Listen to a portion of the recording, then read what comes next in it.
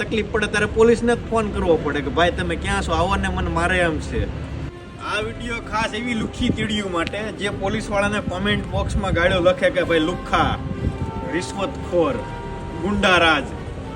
જ્યારે કંઈ પણ અનહોની થાય અગો ભાઈ ન પોગે પહેલાં પોલીસની ગાડી પોગી જાય. તમે જે પોલીસને ગાળો આપો છો એની એક ઉદાહરણ આપું કે જ્યારે મારા ઘરે કોઈ પણ તકલીફ થાય, ચોરી થઈ છે કે કોઈ પણ XY ગુનો થયો છે, જ્યારે જરૂર પડે ત્યારે પોલીસવાળા જ આવે છે અને તમે એને ગાળો આપો છો કે પોલીસવાળા લુખ્ખા આ છે તે છે, તો તમારે ભાઈ પોલીસવાળાને ફોન કરવાનો હક જ નથી. તમારા ઘરે ચોરી થઈ છે, તમારા ઘરે મર્ડર થઈ છે, તમારા ઘરે કોઈ પણ વસ્તુ થઈ છે, તો કરી નાખો જે થયું ભગવાનના ભરોસે.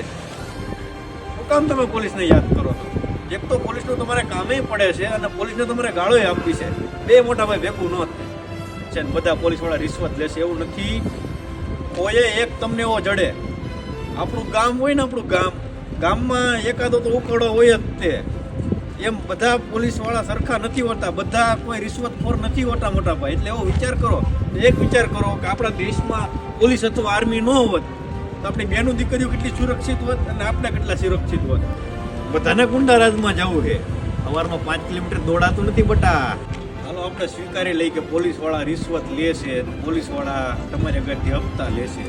પણ મોટા ભાઈ હપ્તા લે એવું તમે કરો છો શું કામ? હું વાંકમાં હોય ત્યારે હું હપ્તો આપું છું ને. મારી આગળથી હપ્તો લીધો પણ હપ્તો સોલાવા દેશો તું ભાઈ.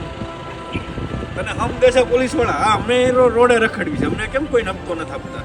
અમે કેમ કોઈને કોઈ 5 મિનિટ કેમ કે અમે કાયદેસર હાલવી છીએ ભાઈ. પોલીસવાળા આપણને ખોટી રીતે પકડી જ નથી શકતા.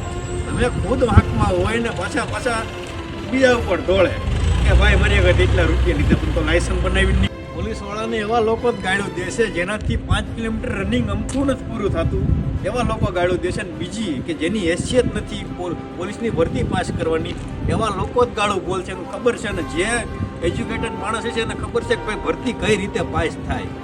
ભરતી એમને મોટા ભાઈ પાસ નથી થતી. 12 કલાક વાંચવું પડે, નીંદર આંખ આખી લાલ થઈ જાય તો તમારે વાંચવું પડે. બબ્બે વર્ષની મહેનત કરી હોય ત્યારે એ પોલીસમાં પાસ થાય અને તમે એના લુખ્ખા કહો છો. એટલે એક વસ્તુ તમે વિચારો કે આપણા દેશમાં આર્મી અને પોલીસ ન હોય તો શું થાય? કેટલા ક્રાઇમ વધી ગયા હોય, તમે ઘરની બહાર ન નીકળી શકો. અત્યારે